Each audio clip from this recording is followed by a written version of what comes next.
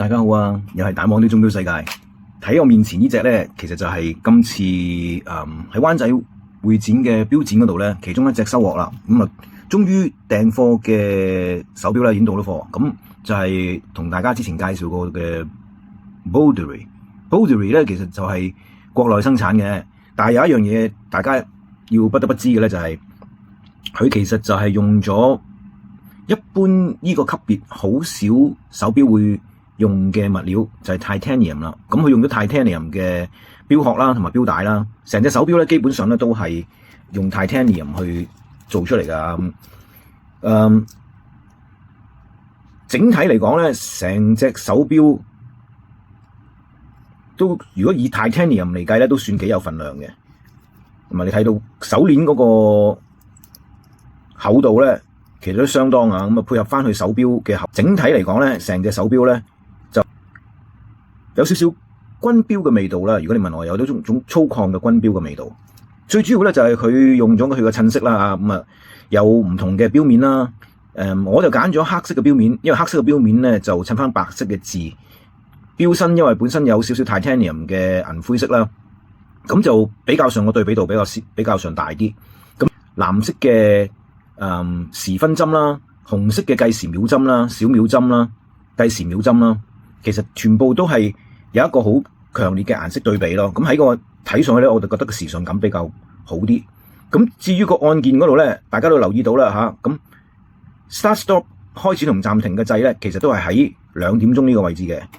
嗱，呢隻手錶其實嗰個印字嘅做工咧，雖然佢嘅定價只係2000幾蚊咋。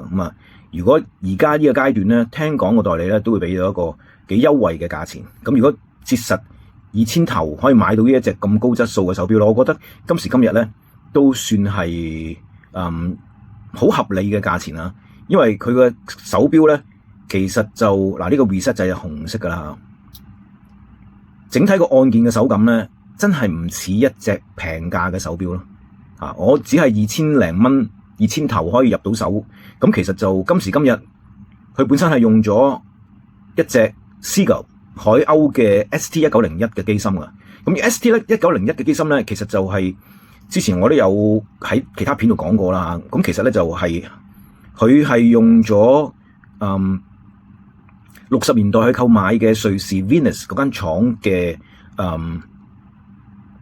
模組啦，同埋生產線嘅工具啦，成套買翻去喺天津手錶廠嗰度咧，重新再揼翻出嚟嘅。咁喺60年代嚟講咧，喺中國因為都依然依靠外國嘅尤其是瑞士啦嘅鐘錶嘅提供嘅技術啦，同埋機器啦，咁所以咧當時嚟講咧，可以話係好劃時代嘅國產設計嚟嘅。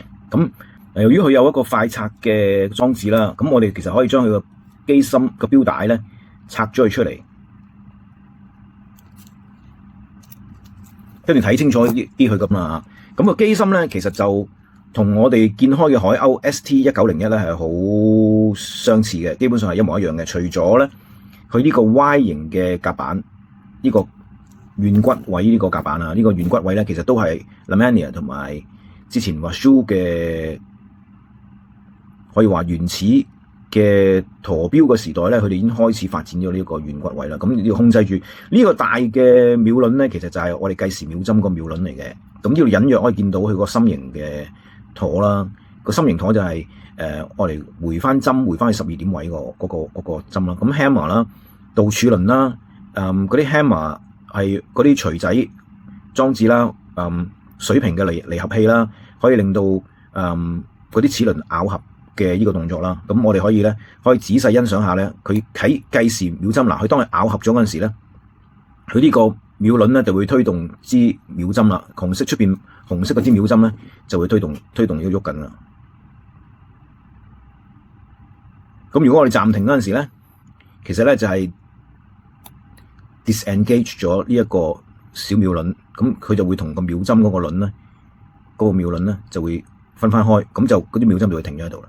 咁 reset 個掣咧，其實就都係利用個 column wheel 個倒儲輪啦，令到個 hammer 咧打翻落去個心形輪嗰度咧，令到佢咧可以支針咧回翻正中央嘅，即係而家咁。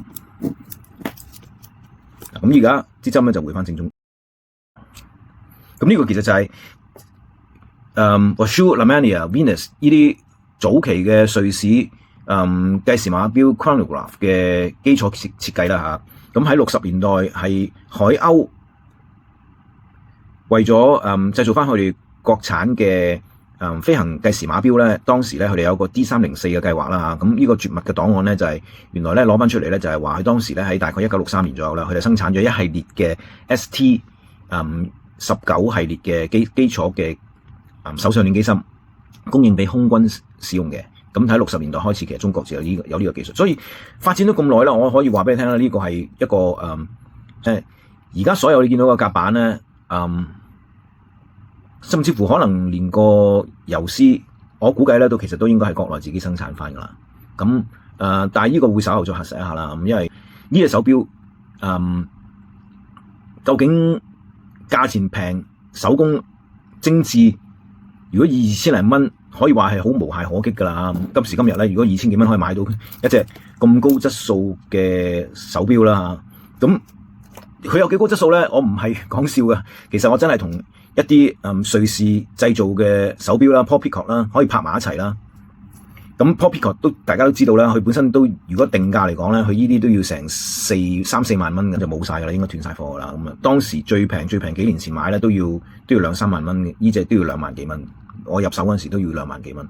咁雖然價錢已經係平咗一大橛啦，但係佢嘅質素其實係可以媲美幾萬蚊嘅瑞士手錶啦。咁大家都明白到 Paul Picot 其實係一隻好高質素嘅手錶嚟。好啦，講到呢度，當然亦都有同 Burnie 做比較啦。呢個 Burnie 咧其實就折實嘅售價要成2萬幾蚊㗎。咁係一隻正宗獨立嘅小型自家生產嘅牌子 Burnie， 咁亦都係用咗 Wachoux嘅23機芯啦。咁大家可以見到個板路咧，其實同 Venus 即係話我哋叫做海鷗嘅 ST19系列嘅機芯咧，其實基本上嘅板路個齒輪咧，所有基礎嘅設計咧係大同小異嘅，唔係有太大嘅分別嘅。因為基礎咧我真係有另外一隻海鷗1963咁呢一隻咧就係限量版啦嚇。咁以翻當年嘅1963空軍計時碼錶嘅原型製造出嚟嘅1963紀念版70週年紀念版，咁呢一隻咧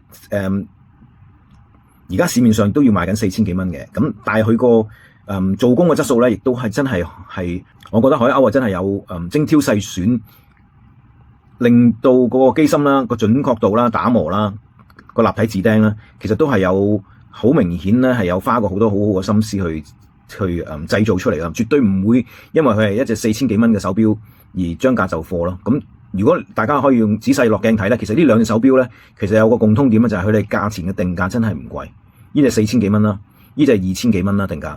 咁其實兩隻個機芯咧，基本上咧都係一模一樣嘅。咁只不過可能係有啲甲板嘅顏色啦、物料啦，或者佢哋電鍍嘅顏色有少少差異嘅啫。咁但係整體嚟講咧，佢哋其實嘅質素咧都係一模一樣咁高嘅。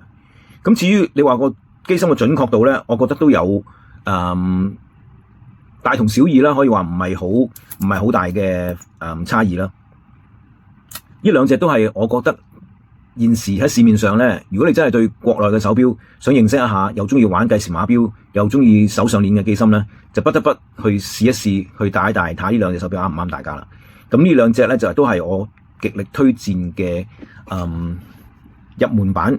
可以玩到類似瑞士Lemania 或者係 Wachoux Venus 呢啲咁嘅頂級瑞士品牌，當年啦頂級瑞士品牌嘅機芯設計最主要係佢哋嘅手感咧，真係喺嗰個設計上邊咧，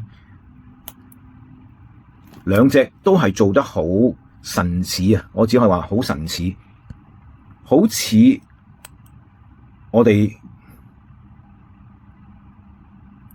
用開嘅一啲真正嘅瑞士機芯咁整體個手感咧、質感啦、回針啦，其實絕不含糊嘅按鍵質感咧，其實咧，我覺得可以用嚟簡單概括到呢一種設計嘅手動上鏈計時碼錶嘅機芯。但係佢哋咪講到天花龍鳳，係咪真係完全冇缺點咧？缺點其實都有嘅。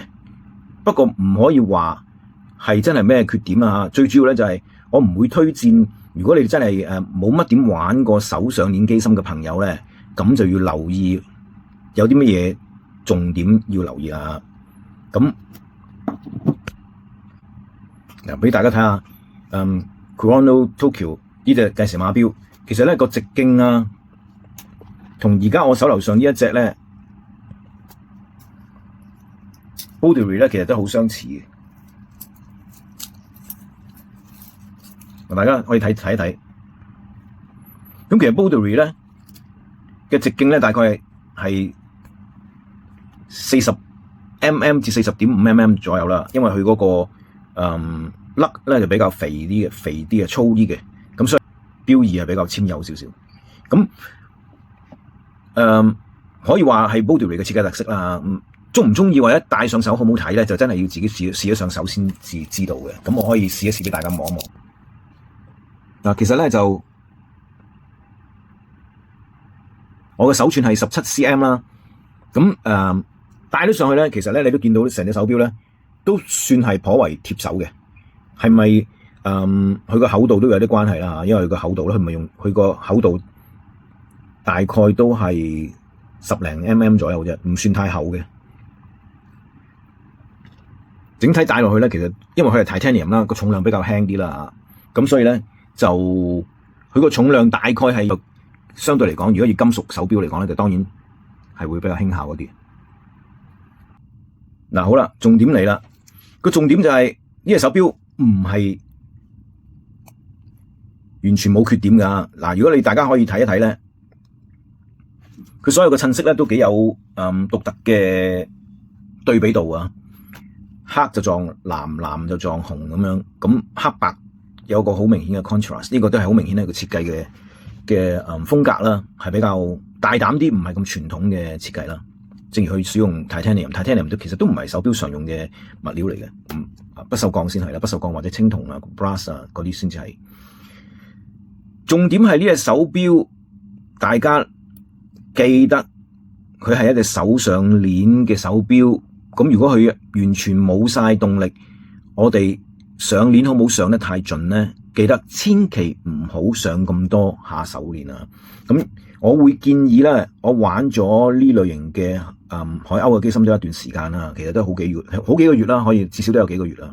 咁上鏈咧，咁為之一下啦、2下啦、3下啦、4下啦、5下啦。如果呢隻手錶如果係完全冇動力，我會建議大家上15下至20下鏈 maximum 最多，唔好一次過上太多，超過20下。如果唔係咧，就會有機會佢個會產生 knocking， 即係我之前講過嘅，因為個擺幅太高而引致到裏邊咧嗰啲擒縱叉啊，或者係嗰啲擒縱輪啊，佢裏邊咧會有啲撞擊嘅現象。Impulse jewel 咧，個游絲擺輪咧，佢會有啲撞擊嘅現象。咁呢個大家一定要留意。呢啲手錶咧，你可以日常佩戴，一次過上鏈唔好超過20下。咁我會建議咧，其實你上15下，15下其實已經足夠佢可以行到1日以上噶啦。入油咁樣啊，好似一級方程式咁樣啦，入半缸油起步嘅咁其實咧，你只係需要上10至15下鏈咧，其實佢隻錶就可以正常使用，咁而都可以使用嗰個計時碼錶嘅功能，唔會因為好似瑞士手錶咁啦。如果瑞士手錶可能如果上鏈上得唔夠的話，有陣時嗰個計時碼錶咧，好快就會將佢嘅動力消耗晒。咁一般瑞士嘅機芯，例如好似呢一隻 Bernie 咁啦嚇，呢個 Bernie 咧，其實咧我哋可以好輕鬆上超過35至40下鏈，而唔會上爆鏈嘅，亦都唔會有任何嘅異常咯。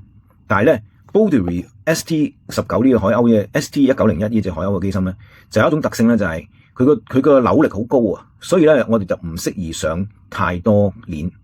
記得再重複講一次 ，Bouderie 呢類型嘅海鷗機芯上鏈一次過唔好上超過20下，我會建議上15下咯。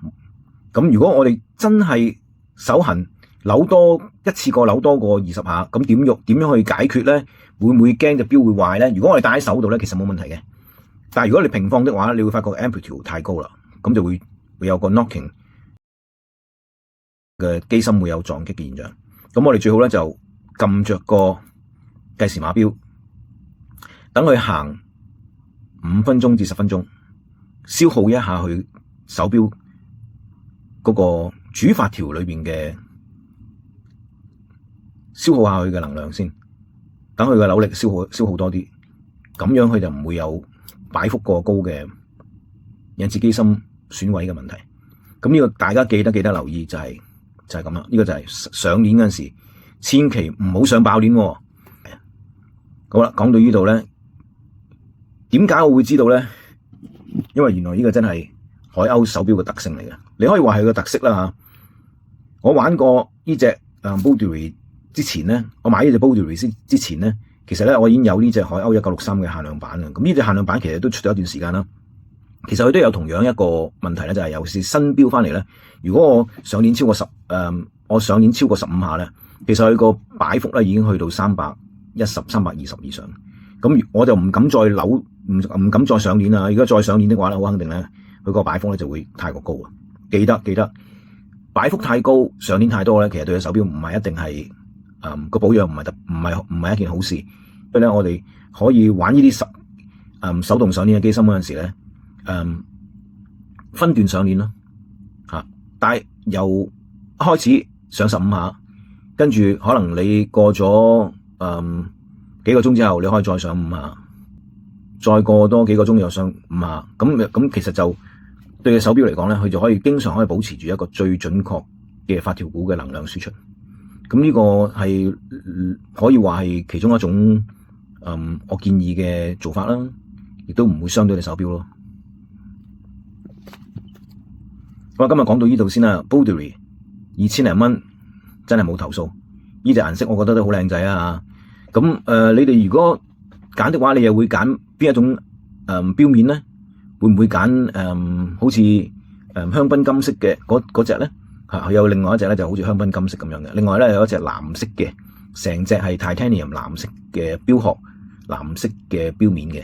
咁但係嗰隻咧應該就暫時我未見到實物啊。咁遲啲可能會翻貨。咁主要就係呢3隻顏色。咁大家會點揀咧？